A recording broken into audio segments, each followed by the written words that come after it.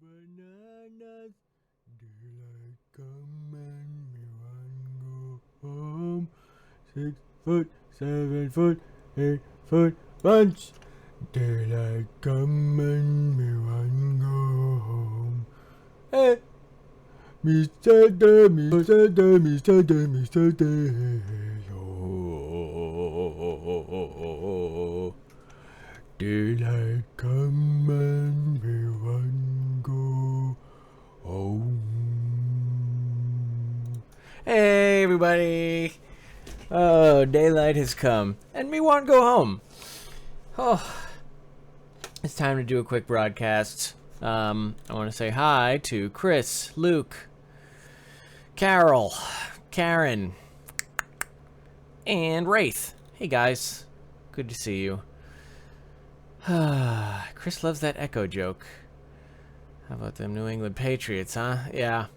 It's a running gag with me and my friends where whenever I get a phone call from my mom, she asks me to pray for the Patriots because my mom's a big Patriots fan. So pray for the Patties. I'm originally from New England, and so the Patriots hold a very important spiritual bond with all New Englanders. May Look Alive. 4 a.m. Don't get up at 4 a.m., Carol. So, guys, let's get right down to business. We got some advice, just one advice question to be addressing today, and we're going to do that right about now. So, Chris, while he's not able to call in because he's having a bit of a fashion emergency, it's laundry day, we will be talking about his question, which is, how does someone begin participating in filmmaking projects like the upcoming horror film that I'm making with Nerdbot? And I think the answer to that is a broader is an answer about socializing, because you can't do anything collaborative without generally getting involved with other people. Now that might mean you have to get out and socialize and try to make friends. It might mean you have to get out there and try and professionally network. And it might mean that you have to just kind of start your own project and then try to pull people in from there. But if we're going to be talking about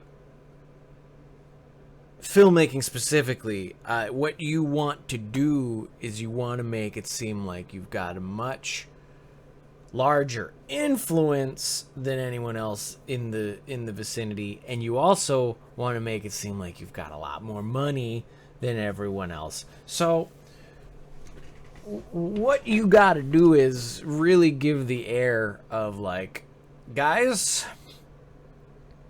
we're making the most ambitious film undertaking of the past 127 years. And you need to like really be convincing about that and believe it. You got to believe it. You may be able to see instances in the media of situations like this in which people say, hi, I'm going to make something enormous happen. And everyone says, you don't have the means to do that. You don't have the technical know-how to do that. You're not even good at anything. Why or how can you promise that you're going to do the thing you said you're going to do? Well, the answer to that is you don't. They're right. You don't know anything about what you're doing. And you've lied. Like, hard. You've told everybody that when the time comes to have the rubber hit the road, it's gonna do it, and you're gonna do it, and everyone's gonna do the thing they said they're gonna do, but you're not. You don't know how it's gonna happen, but you've already jumped in head first, and now you're fucked. You're boned, man. But guess what? You're your own producer, and you got to push things forward to the deadline. Hey, Christina. So here's what you got to do. Write the most ambitious script that you can. I'm talking space opera. I'm talking, robot wars. I'm talking about alien transmogrification, special effects extravaganza, huge A-list star-studded cast. We got, guns, worlds colliding, universes contracting and expanding, the Big Bang Theory itself. And you got to aim for the moon and beyond. Aim for the other moon and the other side of the galaxy. And tell people that it's going to happen. And then, once that car is rolling, like once you're in that train and it's going, whether it's a car or a train, which metaphor it is, you gotta keep it rolling. So now imagine you're an auto mechanic and somebody says, hey, my brakes don't work, right? And you're like, oh, I can fix brakes. But you gotta be ready to be the kind of auto mechanic that can fix brakes when the car's already going about 350 miles an hour on sand.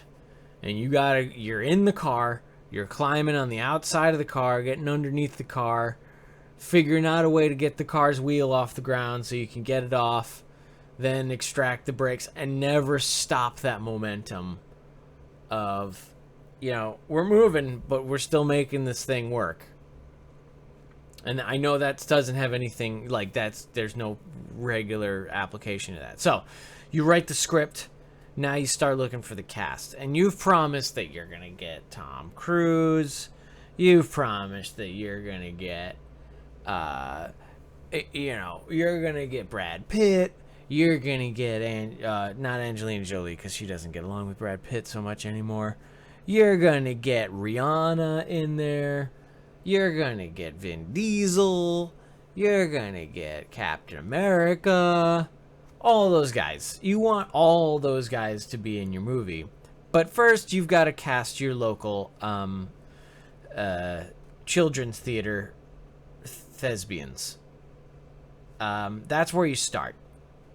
Because they'll be super impressed that you're making such a huge thing, and they'll think that they just struck big time. So what you do is you get them involved, and you say, we got a bit part for you. You're going to be an extra. And you get them in there.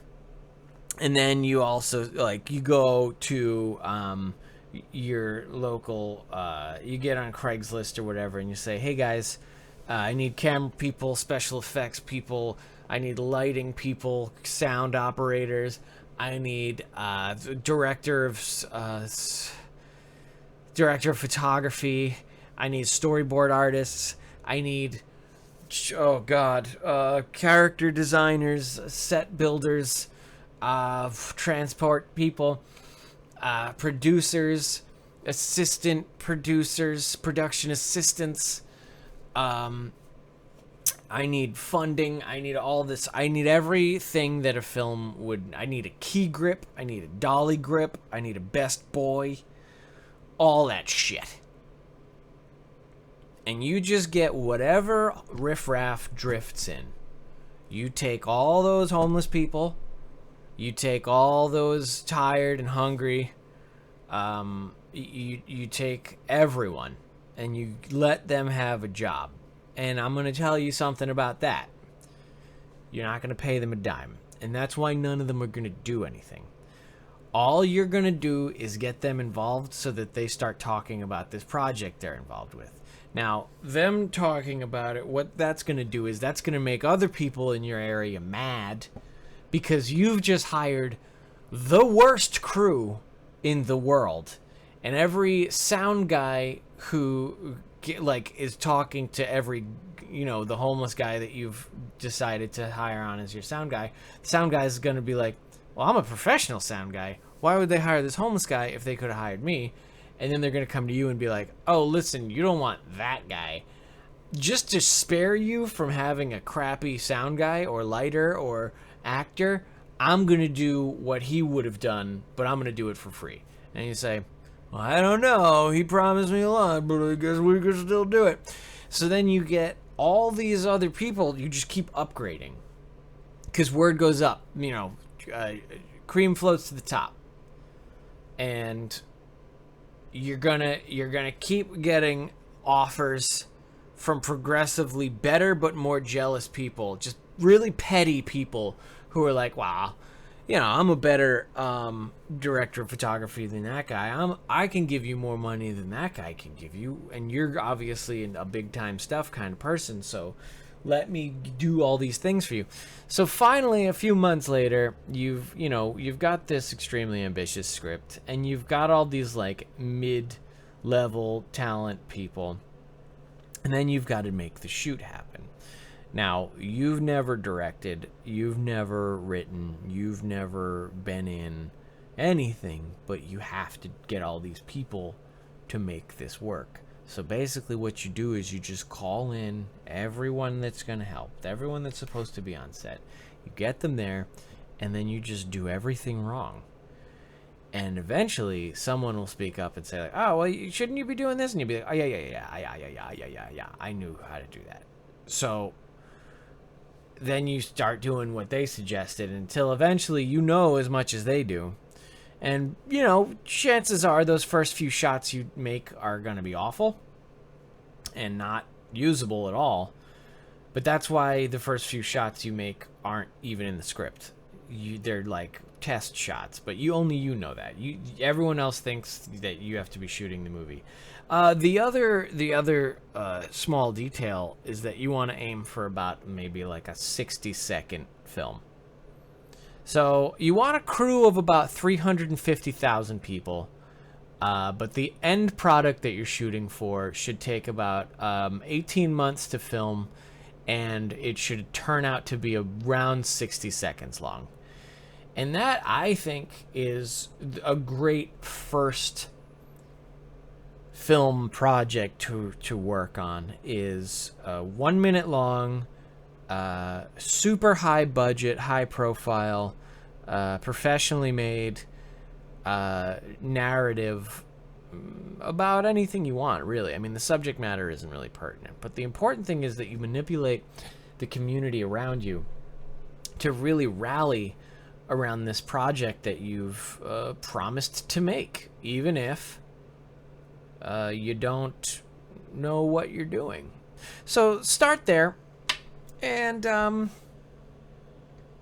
just make it, make it look like the most polished turd in the world. So that, Chris, is what I can tell you about that one.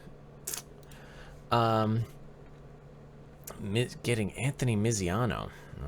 That's about. I remember about almost you mentioned on your YouTube channel. It wouldn't be awesome if someone makes a zombie outbreak movie locked inside a Comic-Con.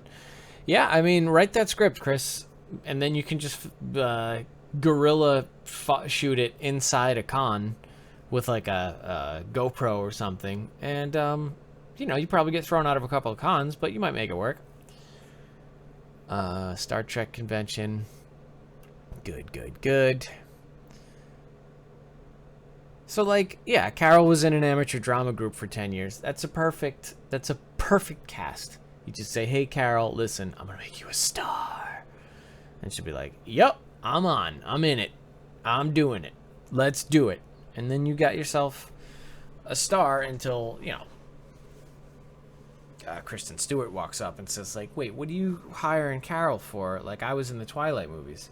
And you could say, no, I'm sticking with Carol. So screw you, Kristen Stewart. People hate Kristen Stewart. I think she's fine. I think she's a lovely person. She seems to do very well for herself. Anyways, but, she's no Carol. So, guys, what else is going on? I've been making a lot of headway on the card game. I just laid out an entire, what is it? 100 card deck yesterday. And then another probably 80 cards the night after that. 100, the first 100 have all the illustrations they need. The next 80, I have to do a lot more illustrations. And then I have another 100 on top of that I have to start illustrations for. So a couple hundred more illustrations and I should be ready to start hiring even more illustrators to do the other probably 200 cards. Or 150. So there's around 400 cards, maybe a little more, in the game. And man, whew, I'm just plowing through it. I've got probably a sixth of the work done. And then, I don't know. I have high hopes that this thing can be looking like something by like May, maybe April. Not bad since Christmas. So that's what I'm doing right now. Starting the biggest names in cosplay. Lots of work in a card game. A lot of work is right. Yeah. So I don't know. It doesn't seem like we had a huge turnout for the Twitch stream the other day. So I don't know. What do you guys think? Should I keep sticking to the twice weekly advice casts, or should I start kind of diversifying? I was thinking of doing maybe even an Instagram live stream next week, or a Facebook live stream. Everyone's got their own streaming thing. Did people dance to Prince's Party Man when Joker in the art gallery scene came on? Luke, the way that the layout was in the screening room for the Nerdbot movie, it didn't really lend itself to getting up and dancing a lot. It was very dark in there. It was a screening room, and you'd like basically be in between two tables while dancing. So I can't say that there was a lot of dancing, but we had a fair turnout, and people came and enjoyed themselves, and that's what's important. So Shannon couldn't get the Twitch stream to work. That's unfortunate. Yeah, Twitch is a pain in the ass, it seems. So maybe less of that. Maybe I'll try Instagram. Who here has Instagram and the ability to watch things on Instagram? Maybe on their phone or on their computer box. I don't even think you can watch the live streams on Instagram on a computer. Is that even? You probably can. I don't ever tune in. I know a lot of people who do that sort of stuff, and it seems like every 30 seconds my phone's going off and saying, hey, you gotta watch this guy here. It's crazy. So what about current events? We talked about politics. That's the hot button topic right now.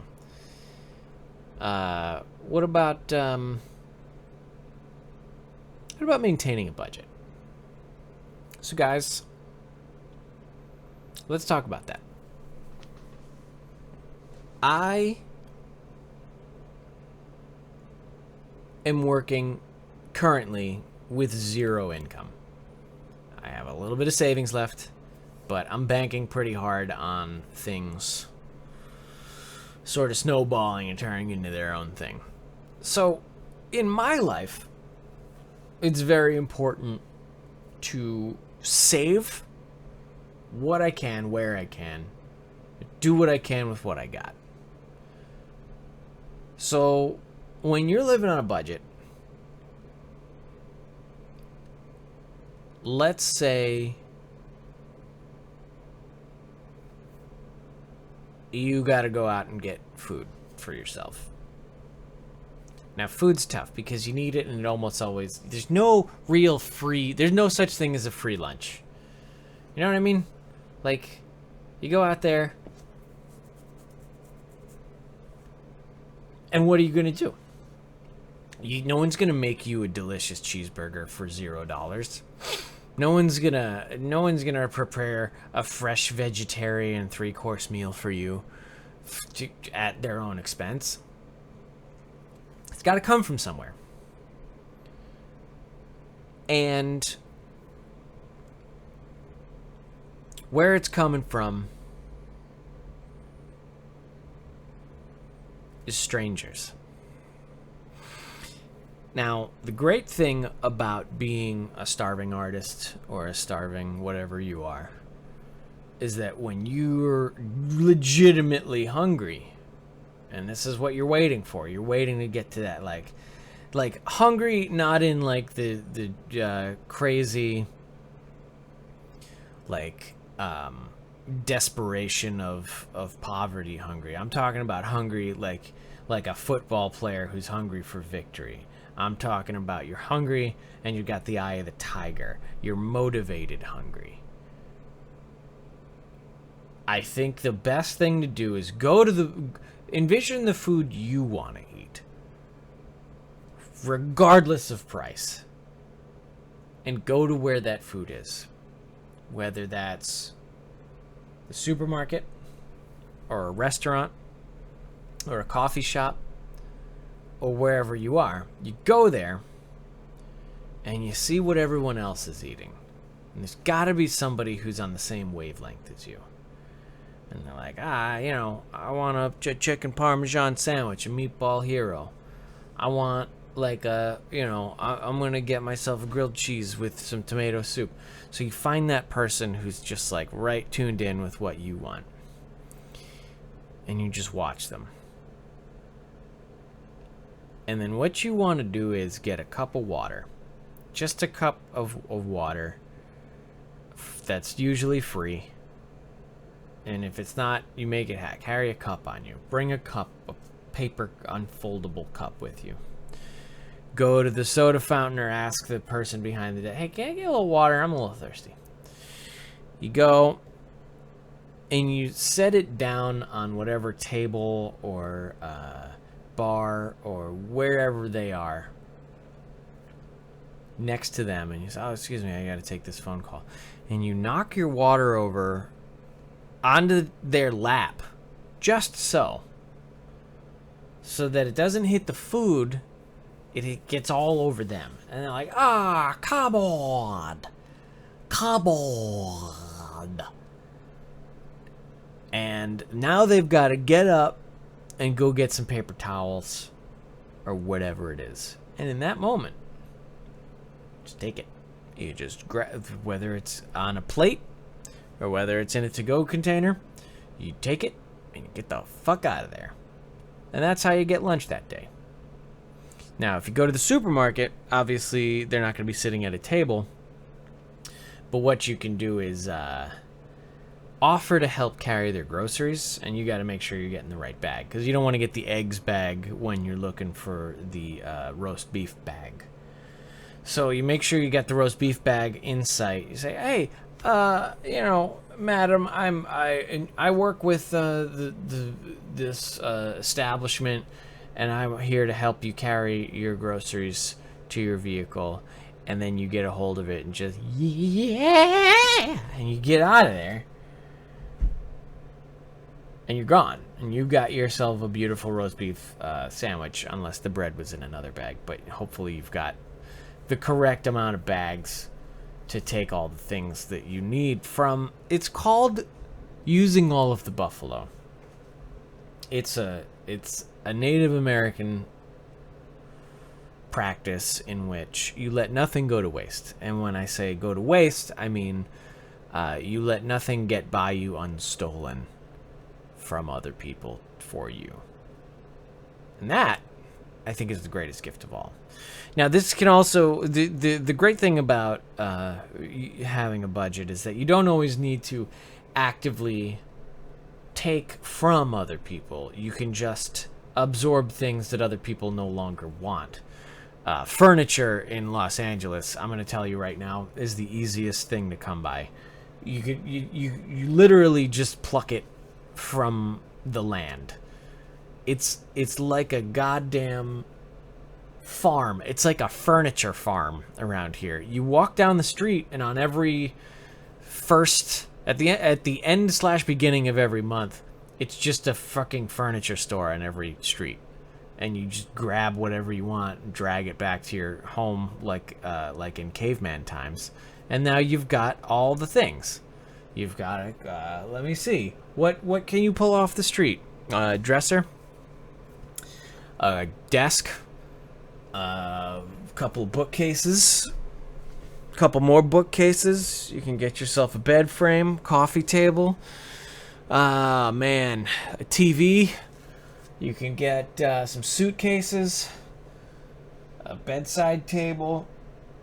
You can get a lot of things from the street, and I recommend doing it. 400 miles, right? East Coast. Summit Broadband.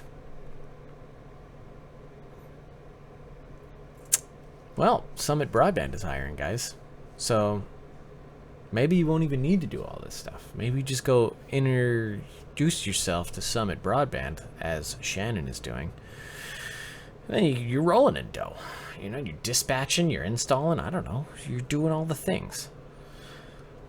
But the important thing to remember is you don't need anything. The real spirit of budgeting is that you can live without so very much. Do you need, I don't know, running water? Maybe. Maybe you don't. You need running water. Don't skip out on that. Do you need a tablet for drawing things on a computer or a laptop? No, you don't. Do you need, like, I don't know, soap to keep yourself clean? Come on. Doesn't water do the job? We already discussed you're going to do the running water thing. But do you need to go out and buy all the accoutrements? I don't think so.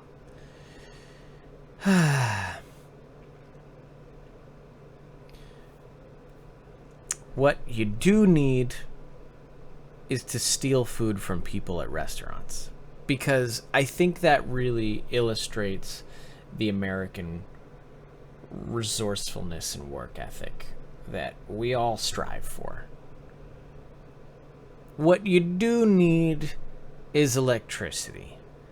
And so maybe you look up at the public library how to steal someone else's electrical current from their home and route it into your own. Not steal it, just branch it. You're not taking it away from them, you're just giving it to you. It's a victimless crime. Will you get electrocuted doing this? Yes. Yes, you will. Is that going to kill you? Maybe. But then guess what? You don't need anything then. Just a coffin. Or a very hot fire. And a jar. Keep a jar around. Just in case you end up killing yourself stealing electricity from your neighbors. Borrowing electricity from your neighbors. That way your family isn't paying for an expensive burial or urn or what have you. Just say, here's a jar. Paul Newman's marinara sauce. That's where I will reside in perpetuity after my untimely electrocution. You're done. You've got everything you need. So the answer when staying on a budget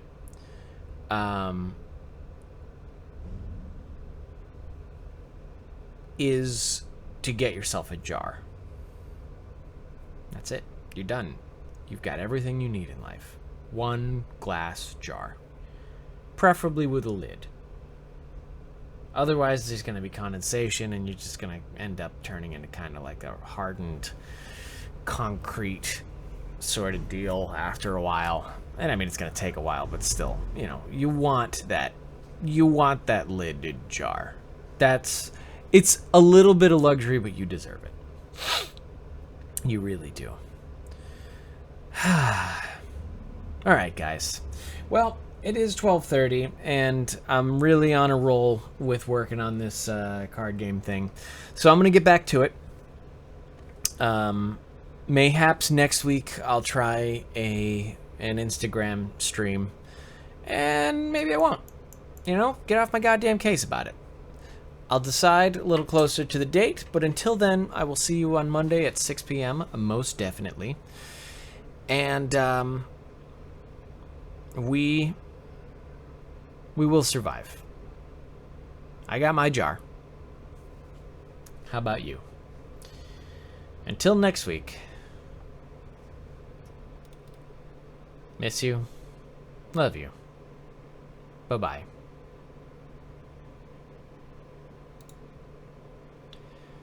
A beautiful bunch of red bananas.